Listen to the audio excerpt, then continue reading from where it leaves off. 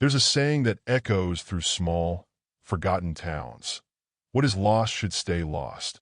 Rebecca never believed in folklore. Not until the day she found the Watcher's key. It started as a typical summer evening in the quiet town of Winters Hollow. Rebecca Morrigan, a 27-year-old journalist, had moved back to her hometown to care for her aging mother after her father's passing. She hadn't planned on staying long, but Winters Hollow had a way of wrapping its secrets around you, keeping you tied down with invisible strings. It was on one of those slow, humid afternoons, the kind where the air felt thick and oppressive, that she discovered it. The Watcher's Key. Rebecca had been tasked with covering a story about the town's oldest building, the decrepit, boarded-up church that sat at the edge of the woods. No one in town spoke about the church. Not anymore. It had been abandoned for over 50 years, left to rot when a string of disappearances turned the sleepy town into a place of whispered fears. But the church still stood, defiant against time and decay, and Rebecca, always the curious one, decided it was worth exploring for her article. As the sun began to dip behind the tree-line, casting long shadows across the graveyard that surrounded the church, Rebecca pushed open the rusted iron gate. The creak of metal against metal sent a shiver up her spine. She wasn't easily spooked, but there was something off about this place, something that made the air feel colder, heavier. The church loomed ahead, its windows dark, its stone walls covered in creeping vines. Rebecca made her way up the cracked stone path and tested the door, half expecting it to be locked. To her surprise, it swung open with a groan, revealing a musty darkness beyond. She hesitated, pulling out her phone to activate the flashlight. Its weak beam barely cut through the thick air as she stepped inside. The scent of rot and dust clung to her skin as she moved through the narrow aisle between broken pews. Her footsteps echoed, the sound swallowed by the vast, oppressive silence. It was then, at the far end of the church near the altar, that Rebecca saw it, a small, ancient key lying atop a stone pedestal. Its silver gleam seemed out of place in the decayed church, untouched by time or grime.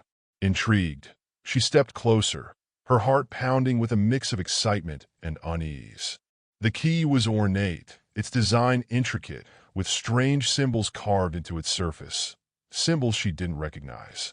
Something about it called to her, a pull she couldn't explain. Without thinking, she reached out and wrapped her fingers around it. The moment her skin touched the metal, a cold shock shot through her hand, and the room seemed to darken, the temperature plummeting. Rebecca yanked her hand back, her breath coming in short gasps. The key remained in her hand, as cold as ice, but her grip had tightened involuntarily around it. A sudden gust of wind swept through the church, slamming the door shut behind her. Rebecca spun around, panic bubbling in her chest. The darkness seemed to thicken, pressing in on her. And then she heard it, a whisper, faint at first, barely discernible, but growing louder with each passing second. "Watcher!" The word echoed through the air, bouncing off the walls, until it was a cacophony of whispers, overlapping and incomprehensible. Rebecca clutched the key tighter, her eyes darting around the church, searching for the source of the voice. "Watcher!" This time, the voice was clearer, more distinct. It came from everywhere and nowhere, a disembodied presence that chilled her to the bone. "Who's there?" Rebecca called out, her voice trembling despite her efforts to keep it steady. Silence. She backed toward the door, her hand fumbling for the handle, but it wouldn't budge. Panic clawed at her throat as the whispers started again, closer this time, as if they were circling her. And then, as suddenly as it began, the whispering stopped. Rebecca stood frozen, her heart hammering in her chest.